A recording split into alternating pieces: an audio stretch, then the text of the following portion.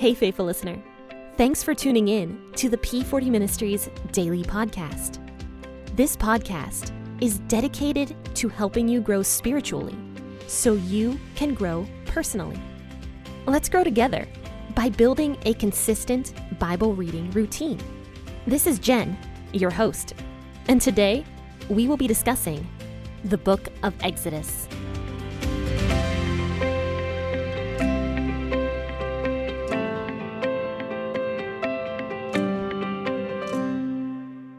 Well, hello there, everybody, and happy Monday. You've tuned into the P40 Ministries podcast this morning with your host, Jenn, and I hope you guys had a really fantastic weekend. And sorry about the noise I'm making over here. I'm moving stuff around on my desk. Which, speaking of, I finally almost have my entire office set up at the new house, and I'm kind of excited about it because for a while there, I was recording podcast episodes next to a bunch of boxes. Like I had boxes surrounding me on every single side and on my desk and on the piano over here and just everywhere. It was kind of annoying. But now the boxes are pretty much unpacked, minus some of the decorations that I have to put up. And I got the office all painted and ready to go. And even the little bathroom that's connected to the office here, I finally got that painted. But there's an issue with the light fixture. For some reason, even though it is properly connected, I did it myself, it won't turn on. And actually, my husband even said, he's like, it is actually properly connected, so good job with that. But it's not turning on, so I'm like really bummed about it. So there's something wrong with the electricity. I don't know what goes into it, but there's something wrong with the electricity in my bathroom. So I am without a light in my little bathroom here. But that's okay. We're having somebody to come out and fix it. But anyway, I'm sure you guys don't want to hear my entire life story and everything going on in the house. You're here to study the Bible with me, aren't you? That's why we are faithful listeners. So anyway, let's go ahead and talk about Exodus chapter 28, verses 15 through 30 today. As I always do, I'll be reading out of the WEB version of the Bible. Please feel free to read out of the version you usually read out of, and grab your cup of coffee or your cup of tea, and let's go ahead and read.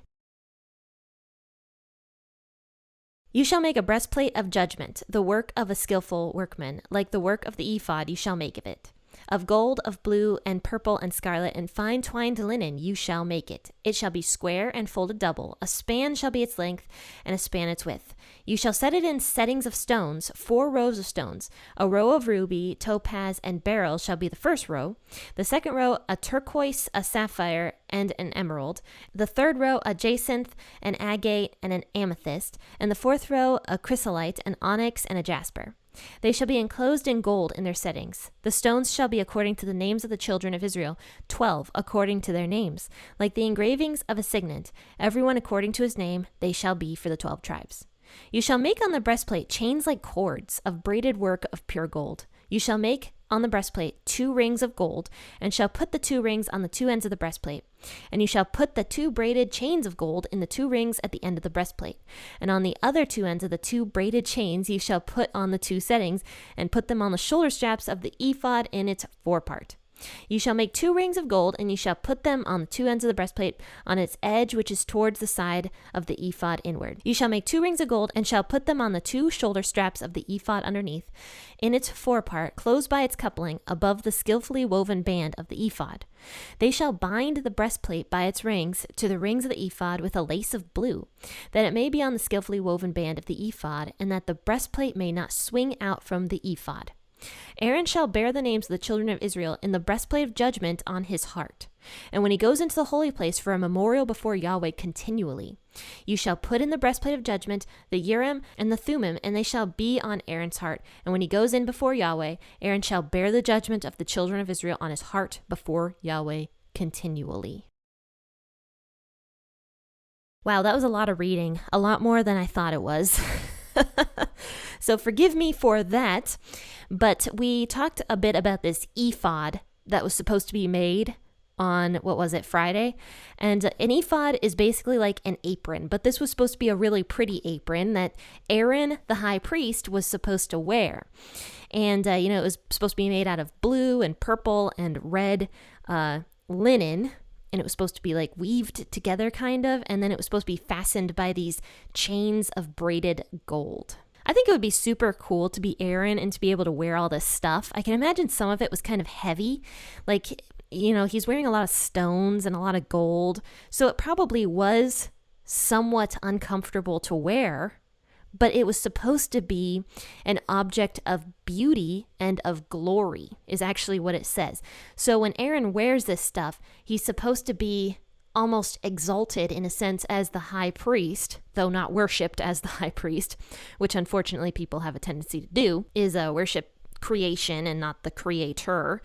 But this was supposed to be almost like exalting Aaron in this like priestly fashion, if that makes sense, differentiating him from the other people of the congregation of Israel, as Aaron being the high priest who was supposed to be kind of like the intercessor for God. Now, intercessor, if that's even a word, I'm not quite sure.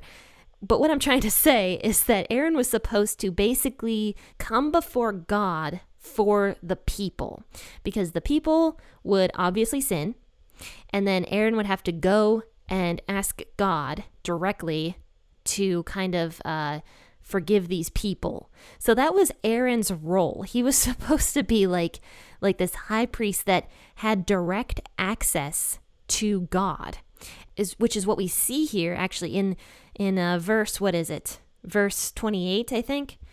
Oh, maybe not. Verse 30, where Aaron is the only one allowed to go into the most holy place, actually, because he is the high priest. Even the priests, Aaron's sons, were not allowed to go into the most holy place. That was only for Aaron's eyes. Why? Because God was literally in that place. He was supposed to be sitting on top of the Ark of the Covenant, and I believe the Ark of the Covenant was the only thing that was allowed to be in the most holy place.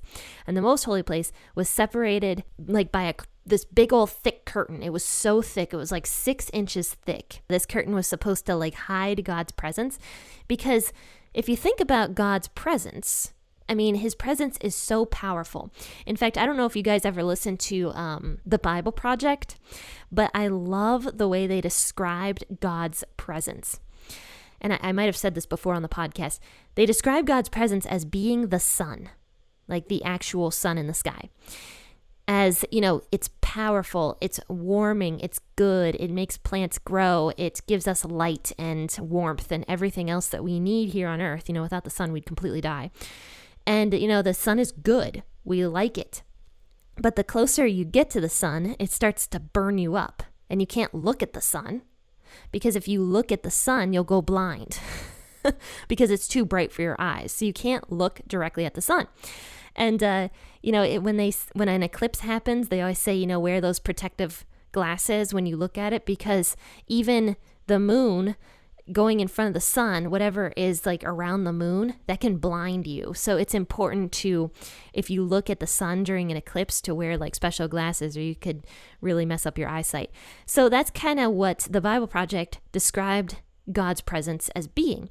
Somebody who's extremely powerful, extremely good, life-giving, the light, that's God. But we can't get too close to him, because we kind of screwed that up. In the Garden of Eden, obviously, Adam and Eve were allowed to be in God's presence because they were different. God created them to be in his presence. But then when they sinned, they were no longer able to live in the Garden of Eden, where God kind of resided and lived with Adam and Eve. Because of the sin nature, they were no longer perfect. They were no longer holy. And they were going to be burned up by God's presence because they had been changed for the worse. So that's why God kind of kicked them out of the Garden of Eden.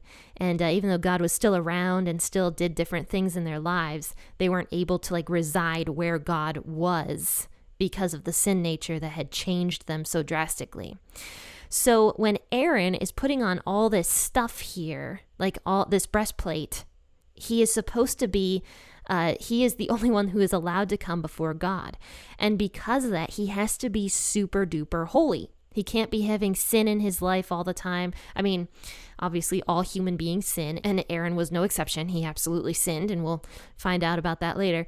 But because he was supposed to be the holy high priest who was able to come before God at certain time periods. Like he was allowed to, I think he was only allowed to enter the most holy place once a year, I'm pretty sure, which was on the Day of Atonement, which we'll talk about later. But I mean, on that day, he had to be holy. He had to be pure. He had to make sure that he was following the law several days beforehand.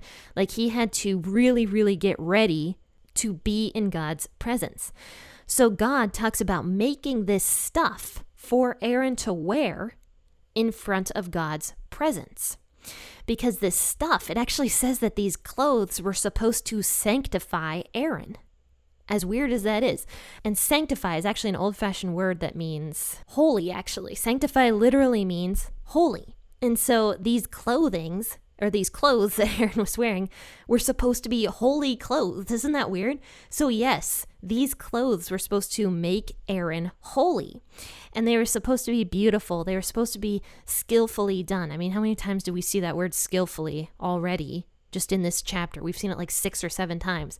They're supposed to be skillfully crafted. They're supposed to be beautiful. They're supposed to be without blemish, taken care of, so that when Aaron goes into the most holy place, literally in God's presence, like God is sitting right there, Aaron is holy and his clothes are holy and his lifestyle is holy.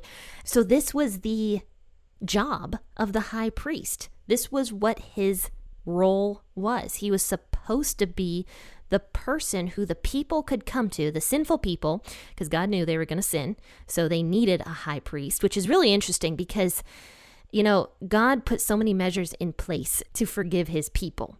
And the high priest was one of those measures, not to mention the sacrifices, not to mention Jesus. The high priest was the one who was supposed to almost bear the burden of the entire congregation of Israel, which is actually what it says here in verse 29 and 30 about Aaron's role, was literally supposed to bear the judgment of the people. That's what it says. This breastplate that Aaron was supposed to wear was supposed to have all the names carved into it on these, and then have all these like gorgeous, really pretty stones all over it. And it was supposed to be literally a demonstration of how Aaron himself was bearing the judgment of the people on him. So this was a very, very, very important role that Aaron had, one that should have been taken very seriously, since he's one of the leaders of the people. He's supposed to care about his people. He's supposed to care about the sins that they're committing, teach them not to do those things, and when they do eventually do some of those sins, or unknowingly do some of those sins, or purposefully do some of those sins, Aaron was supposed to go before God on the Day of Atonement, which means the day of forgiveness, present his case before God almost for the people, and then God would forgive the sins of the people in God's mercy. And that was literally the role of the high priest. And this clothing, as odd as this sounds, was supposed to help Aaron achieve this role. Not just for Aaron's sake, but the people would see how Aaron was set apart as different, as the high priest. And the people themselves would recognize that they needed a high priest in order to come before God's presence. Because look at what happens. Before God even set up a high priest, God directly tried to talk to his people in the air. He was in the air and he was talking directly to his people before he even put this high priest in place. And what did the people do? They didn't want to hear it. They said, "We can't hear this. If we hear this, we will die." That was literally what they said. So they said, "Moses, please go and talk to God for us because we can't bear God's voice." So the people themselves even knew that they needed a high priest. They knew that they needed somebody to go to God for them because they couldn't even hear God's voice without practically dying. And they didn't want to hear it. And that was when God was speaking the 10 Commandments to his people. God didn't just write those on a stone. The first time when he first originally gave them the 10 Commandments, he was trying to speak to them and they wouldn't have anything to do with it. They did not want to hear God's voice. So clearly God couldn't come down to the people. The people clearly needed somebody to go to God for them. The people recognized this, and that is why God is setting up this high priest here, which is Aaron, and then setting Aaron apart by making him different, by making him beautiful, by putting all this unique stuff on him that was very beautiful, this skilled work that was getting put on Aaron. And so that is literally the point of this high priest and everything that God is saying here, so that the people could literally be forgiven by God because they couldn't come to God themselves. So to conclude this episode, we have a high priest right now, nowadays, and that is Jesus.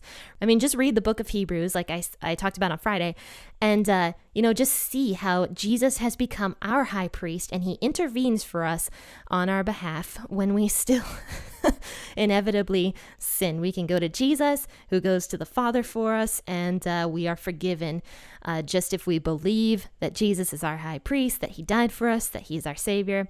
And that is the point of the high priest. Even to this day, we still have one. But friends and faithful listeners, I hope you loved this episode. I thought it was pretty interesting, actually. I was kind of nervous when I first read this portion today because I was like, I don't know what I'm going to talk about with this. This is hard with all this like breastplate and this, gold stuff. It's kind of hard. But, I think it went to a really interesting place with why we need a high priest, even though I have discussed this a little bit before, but it's always a good reminder. So guys, if you liked this episode, please rate it 5 stars, share it on your social media platforms. Also take a look at the designs I have for fall in the store. I just sent out an email to everybody. Sign up for the emails. You'll get some awesome content in those with stuff that's being updated on P40 Ministries. By the way, my website is completely revamped, totally 100% updated. So I would love for you guys to go there and take a look at it and tell me what you think of it. In fact, tell me what you think of everything. I would love to hear feedback. I don't hear it enough. Sometimes I run out of ideas. I would love even some criticism. I don't always say that, but yes, I would like even some criticism from you guys. And, I'd like to hear what you guys want to hear on the podcast, what you guys want to see. Even if you have an idea for a design for the store, I would be so willing to hear some of your ideas for designs. And you know what? One other thing I want to mention before we go is I love having guests on the podcast. I think they're great. I have so many cool guests on the podcast, and I've got to meet so many different people. But the one thing I really, really love, as much as I love the authors and the other podcasters I have on the podcast, I love having preachers on the podcast. I think they bring so many good insights, and they're all different. They all talk about it differently. They all have different perspectives, and I love that. And so if you guys know a preacher that you think would be willing to come on this podcast, if it's your preacher or you are a preacher or you know somebody that is a preacher, and you think they'd be interested in being a guest on this podcast, please give me their information or give my information to them. I would love to talk with them and possibly interview them for the podcast episodes. But friends and faithful listeners, thank you so much for tuning in this morning. Happy listening, and God bless.